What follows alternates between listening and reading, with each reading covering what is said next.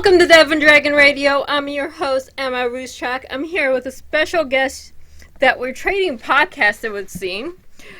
Jonathan, Francis, thank you for joining me today. Oh, my pleasure. Thank you so much for having me here, Melissa. I'm excited. Now, I was just on your podcast yesterday. Now you're on mine today. This is how we network. Yep. So, a little bit about your podcast. What do you do?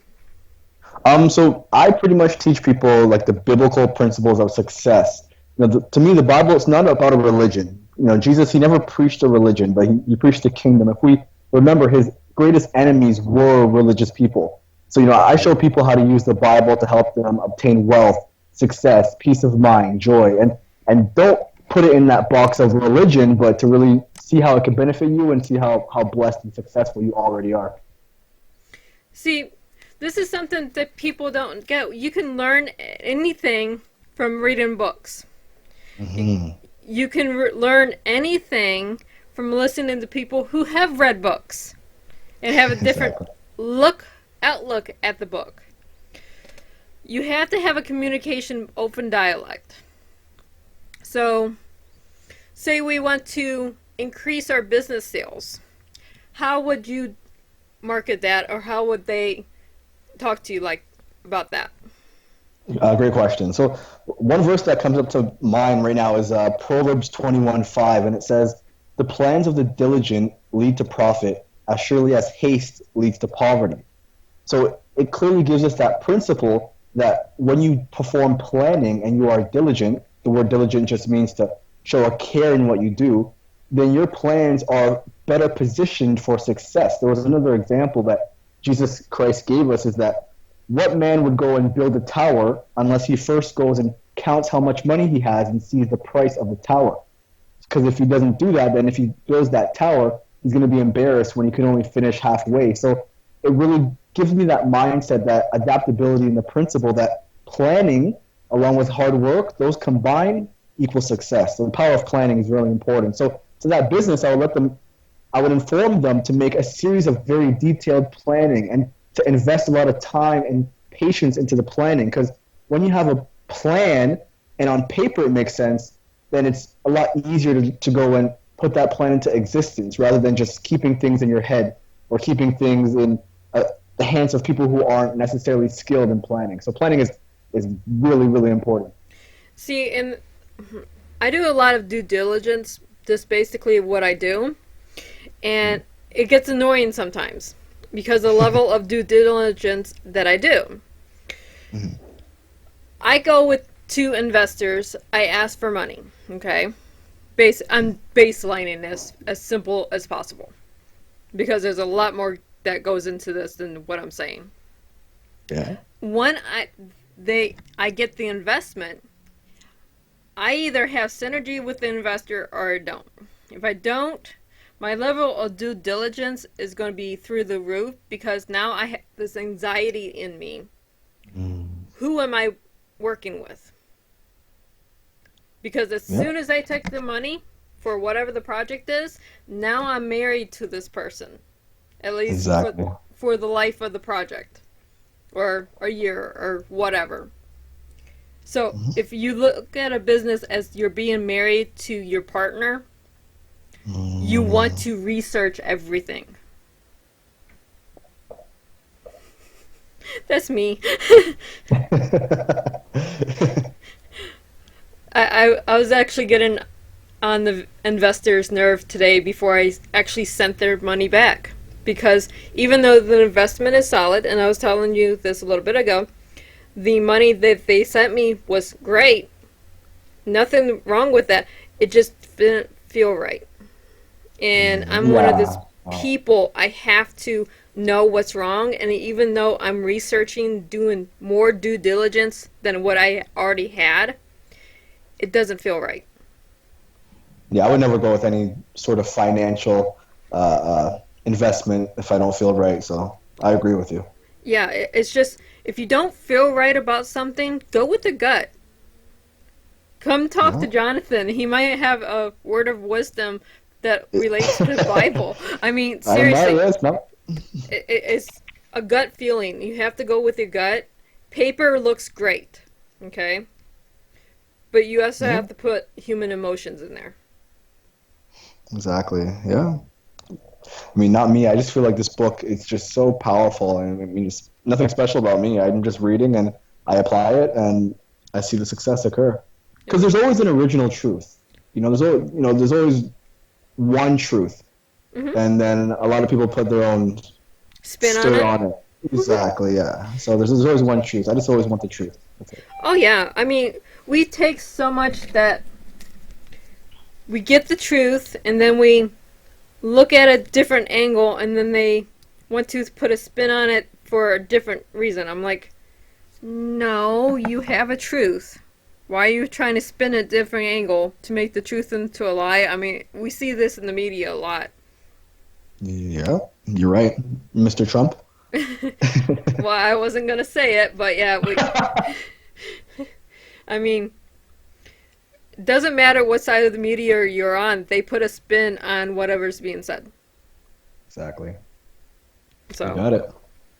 but we do this in business as well, unfortunately, because we have a truth and then we spin it to make it our own unique spin and it doesn't always work out right. Yeah, 100%. So, what else do you focus on? Regarding with like the principles. Sir. Okay, awesome. Well, uh, one major principle as well as investments. A lot of people they receive a lot of money, for example, or even small amounts of money, but they don't necessarily manage the money because all the resources here on the earth belong to God. God is the creator. It's His earth. He created it from His business, God, Kingdom, Company, International, whatever name you want to give it. But we have to manage the possessions we're given. So the best way to manage your possessions is when you receive, your focus should be, okay, how can I add more value to it? So if you have a gift, if you're good at speaking, you're good at dancing, you're good at singing, how can you make it better year after year? How can you improve? And I already know that you're massive on improving. I know we spoke about that yesterday, so you Mm-hmm. do a tremendous job of adding value. And then how it falls into play with investment. Well, there's a verse in the Bible, Matthew 25:27. It says, well then, you should have put my money on deposit with the bankers, so that when I returned, I would have received it back with interest. And this is just a story about a man who was just too scared to invest. So he took his money and he buried it in the ground.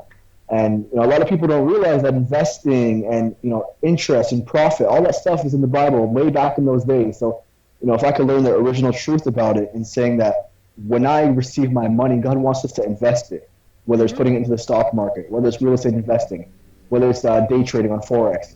Put your money into a spot where it could add value over time. And that's just a massive success and, more importantly, wealth principle that I live by 100%. Well, there's another part of investing. When you're investing in yourself, okay, this is Well a. said. Mm-hmm. That is the biggest investment you're ever going to make is investing in yourself.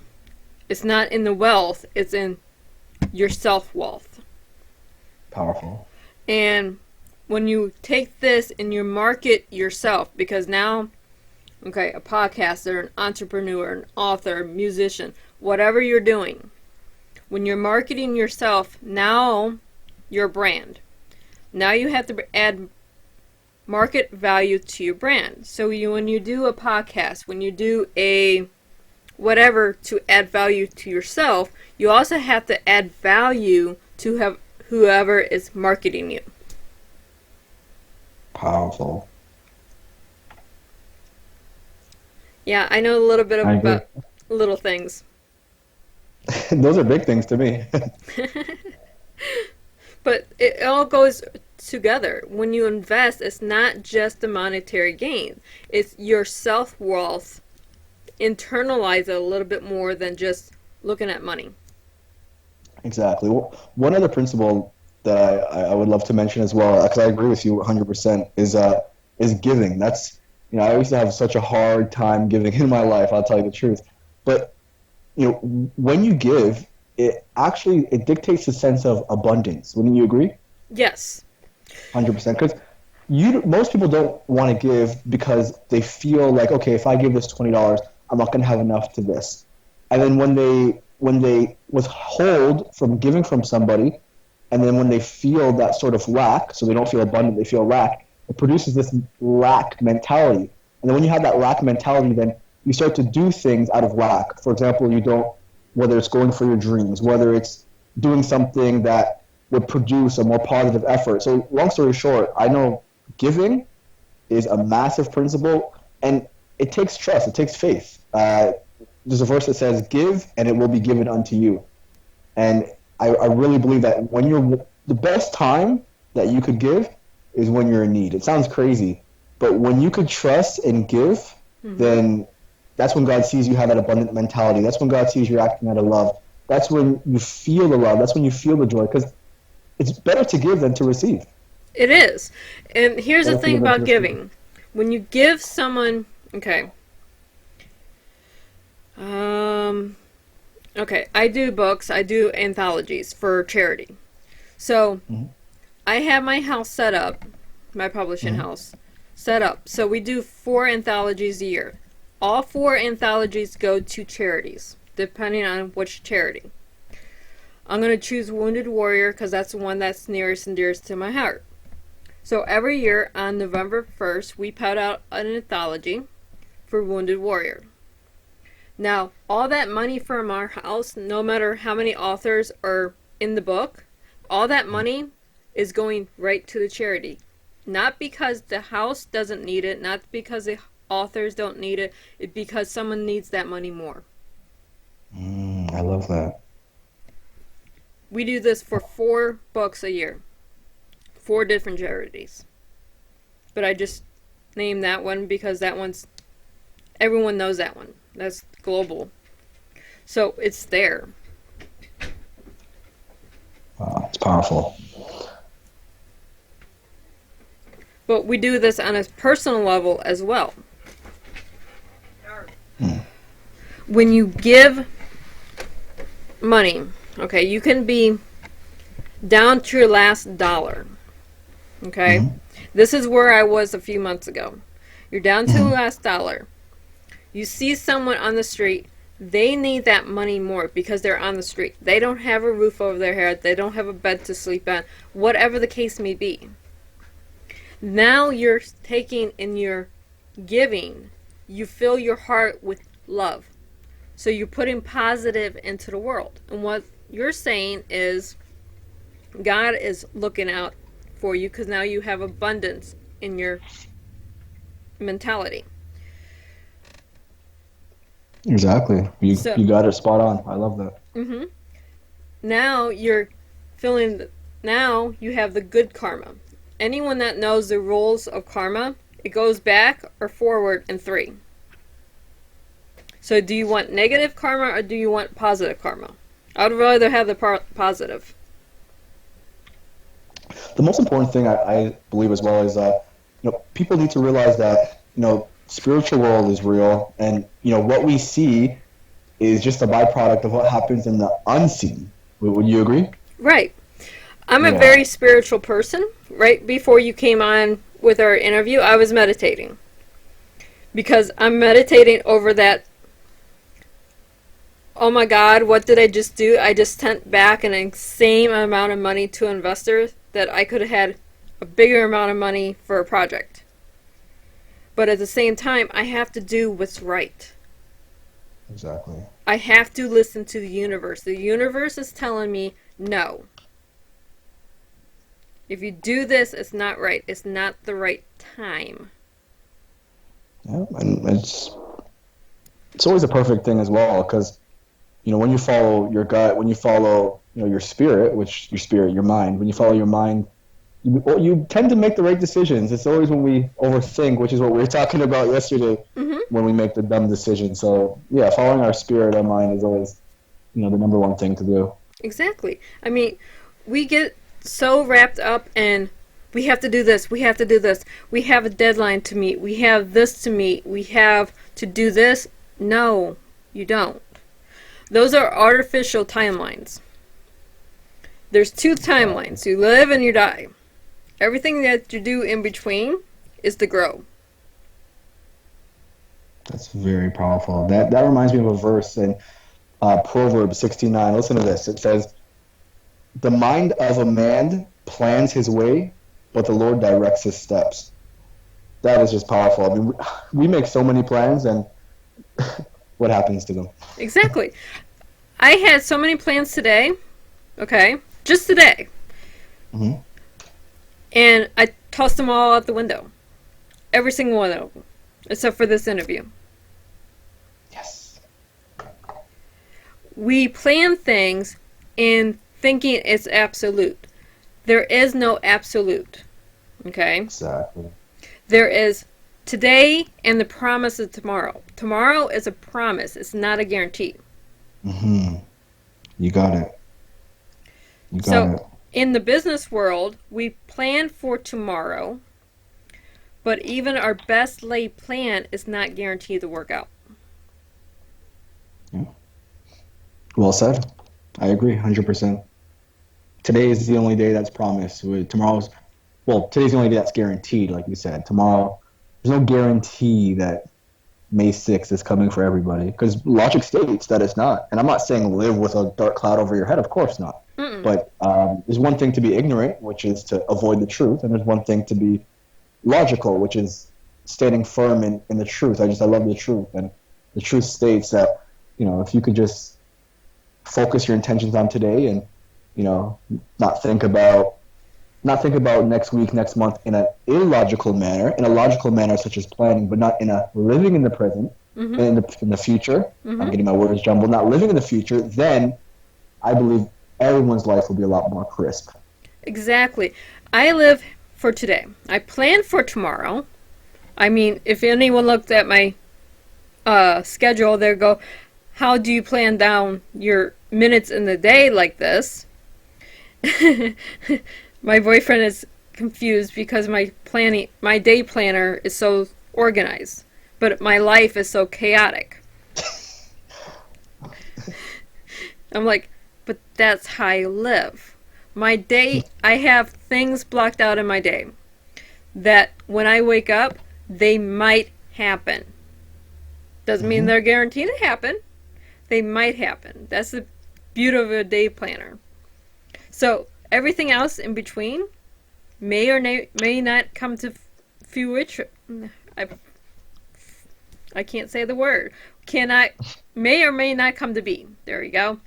There you But go. yeah, sorry, three strokes. I can't say certain words. I can say it in my head, can't say it in my mouth. But Well, we do this with business every day. Then we yep. look to our higher power, to our books, to our media gurus that we call them for advice. But it all True. boils down to we have to live for today and plan for tomorrow. Yeah, I agree 100%. I agree 100%. And I hope that even if one person that ends up listening to this takes that away, because when you just think about next month, next year, you start to get anxious. You get really anxious. You start to worry, and then you're worrying about something that's out of your control. Mm-hmm. So I mean, I believe it's just best to focus on what you have control over. You have control over the books you read, the material you watch, the weights you lift at the gym, the people you talk to. But you don't have control over the weather. You don't have control over what happens next year. You don't have control over the behaviors, actions, or mindset of another person. So when you predicate yourself on just trying to control those things, then you're playing a game you're not going to win, girl. You're playing a game, or guy, whoever's listening. You're playing a game you will never win. So it's like, I threw up that towel a long time ago trying to control things I couldn't. Mm-hmm. Obviously, I'm not perfect. It happens now and then, but I just really want to be in the driver's seat. I want to be in the Lamborghini driver's seat of my life and just, focus one day at a time and be as peaceful as can be. Exactly, and that's all we can do. I mean, you do this, you have to look at, well, one, you have to look at your own life. We need to quit looking at everyone else's life. Yeah, Other people's opinions do not matter. They do not add value to you. exactly. I don't know how many times this week I've said that. But 450. probably. But you have to look at your own life. You have to have your own value that you see.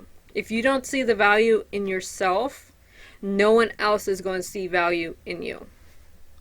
That is so true. Like, there's one verse, I'm just naming all these verses today, but there's one verse that says, first commandment says, love the Lord your God with all your heart, mind, soul. Second says, love your neighbor as yourself. So love other people like you love yourself. And it sounds so simple. Okay, let me love them like I love myself. But if you don't have any love for yourself, then you can't love another person. It says, love your neighbor like you love yourself. So how could you give to somebody else what you don't possess in you? It's like if I go to someone who has no water in their home and I say, give me some water, please, I am thirsty. How could they give me water if they don't have it? They can't give me what they don't have. So I love how you said, we should really focus on finding the value in ourselves because we are special. And, to be special might not mean like you're Beyonce or you're Denzel Washington. It might just mean that you're great at cleaning the house. It might just mean that you're great at taking care of the household. It might just mean you're great at the $40,000 per year job you're working. But you were put here for a specific reason. Every single person, and no one can tell me that they weren't. The Bible tells me so, which I'll talk about in a minute. But we were all put here for a specific reason. We all have a purpose. We all have an identity. We all have an original intent and a plan for our lives. And it's really, really something I'm driven by every single day, just to move closer to who I'm supposed to be. Exactly. Sometimes it takes a medical emergency, a Yeah, life changing trauma for you to find your path. very true. Very true. Very true. But once you find your path, that's when everything opens up for you. Well said. Well said. You can sit there. Okay, here's a thing. You can sit there in your house. I'm broke. My car is a POS. I have kids to feed. I'm down to my last dollar. Woe is me. Yeah. Or you can go, okay, Google, how can I make money today? Well, you have a car. Yeah, okay, it's not the greatest car, but can you do Dinner Dash or whatever that's called? Or Hmm. do Uber or make $20 today. Yeah. It's called a hustle. You have to want to be able to provide for your family more than you want to sit on the couch and go, woe is me. Exactly.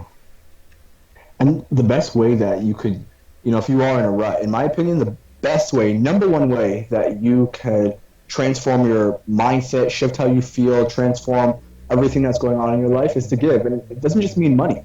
People think to give is always money. I used to think that too.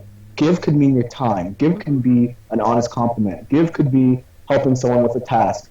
Like when you give and then when you see someone happy based on a result of what you've done, then hey, you feel great about yourself. And again, it comes back to you always. So, that's it's always hard though because when you're feeling like trash, you don't want to do anything. It really takes that discipline, that fire within you to just want to change. But unless you have that fire desire to want to change, unless like you're sick and tired of being sick and tired, then the same things are going to keep happening. It's going to be a never-ending circle. You have to change something, whether it's the material you watch, whether it's just being confident to take an action and you're not sure on what's going to come from it. But yeah, I just really believe giving anything is really a immediate transformation of your mind and lifestyle. Mm-hmm. Now you want to do something that, as a little experiment, you go change the music Yeah. you listen to. Nice, nice. Yep, nice. Music, okay, sets the mood. I don't know how many people don't listen to music, but everyone I know personally listens to some kind of music. If you're listening to a, a song, a genre that I come from a poor whatever and I'm still poor, all this depressing stuff, or this vibration of just yelling and screaming, what's your life doing? What kind of No? disruption do you have in your life? Switch over to a calming sound. Let your mind clear. When your Yeah. mind's clear, then you're more open to finding possibilities. There you go. Yep. Yep.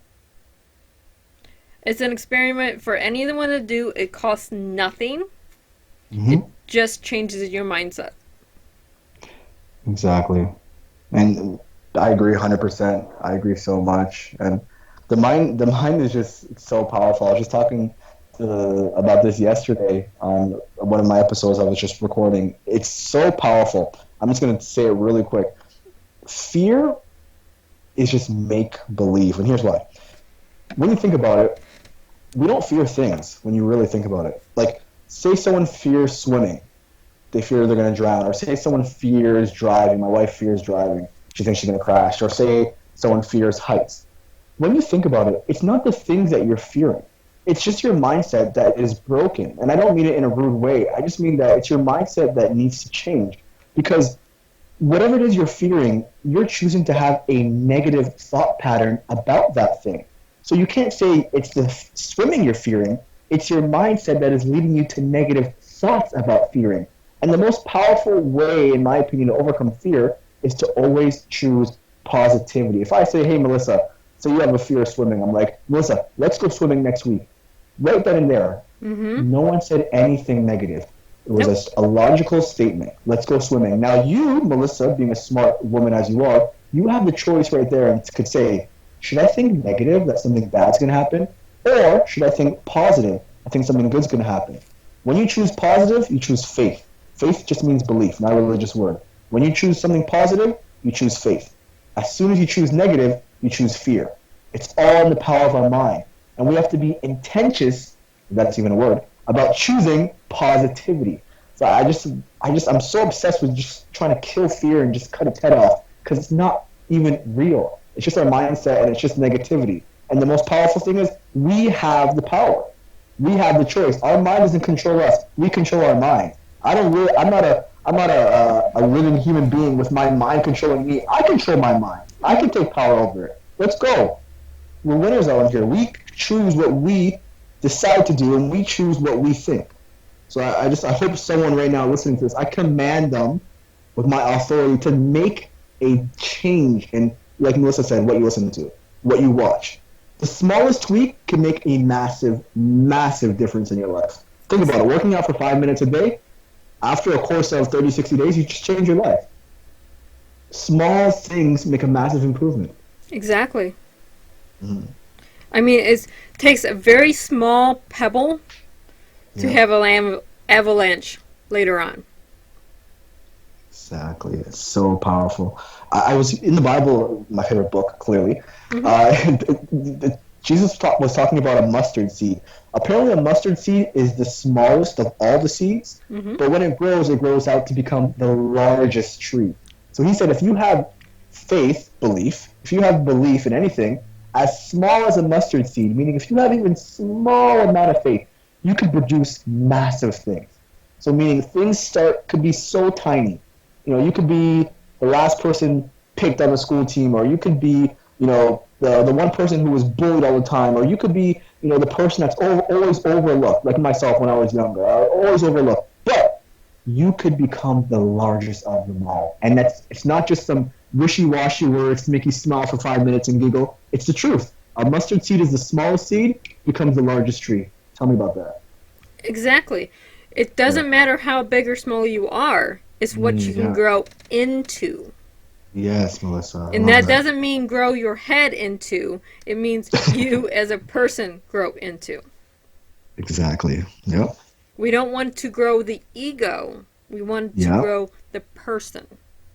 Amazing. You said it. But I love having you on the show. Where can our listeners find you?